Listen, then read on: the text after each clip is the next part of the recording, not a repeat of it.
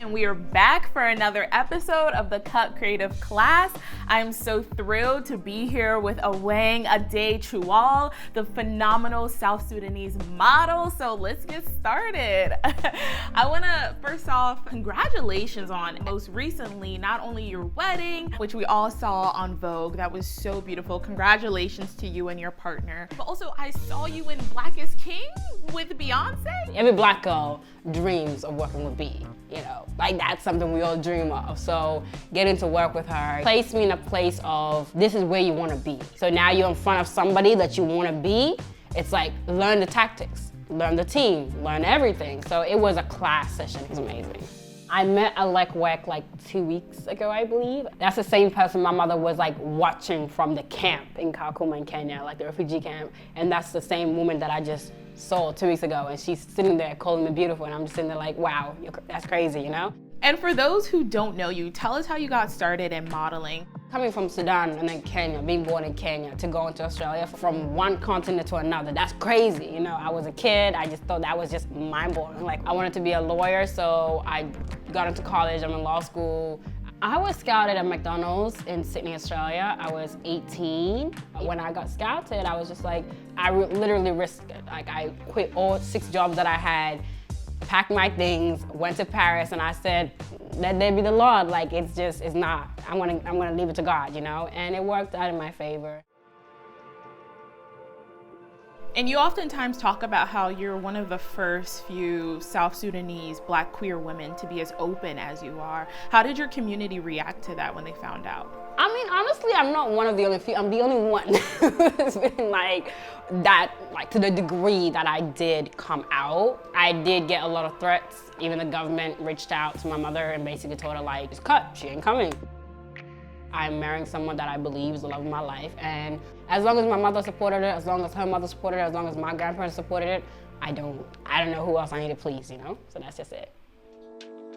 You posted on Instagram, I went from Aweng has this many goals to Aweng is the goal.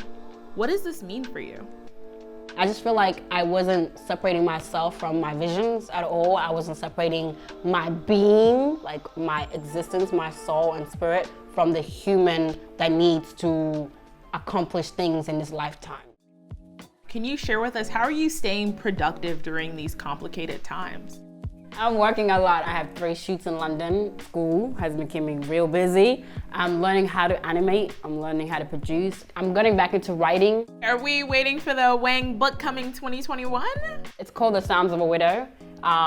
It's a book about like the relationship between mothers and daughters and how it can kind of be translated differently when it comes into the sense of generational trauma and how as a Black daughter, I've never sat down with my mother and had a conversation about her traumas and how they could have been passed to me through the DNA. So it's a book that basically like goes into science behind generational trauma and then the reality of the trauma itself and how it can affect many generations. As a Black daughter, you've experienced, especially as a firstborn, you've experienced some sort of like miscommunication that you knew was more than the miscommunication, you know? Like it's like, this is like blood work here. How beautiful does it feel to be seeing so much dark-skinned representation in the modeling industry right now? I feel like right now we're having like a Black liberation period where I'm seeing more Black photographers on campaigns, on covers, Black girls on the runway. I see it going a lot of places. We're optimistic. I'm very optimistic. I'm very optimistic about it right now because I'm just like, where can you go next? You can't go backwards, you know? You can only go forward from here. The diversity that's coming into the industry right now, it's surreal. I didn't know I would live to see this day. So for me, it's just like, I'm gonna tell my great-grandkids when we started, you know, taking over. The one advice I will always tell the younger generation, live in your truth and live as long as you can in that. You know, like no matter where you go in life, live in the truth that you believe is the truth. That's just it. That's what I will give them. And dreams will always be there, but your mental state is should be your first and foremost goal.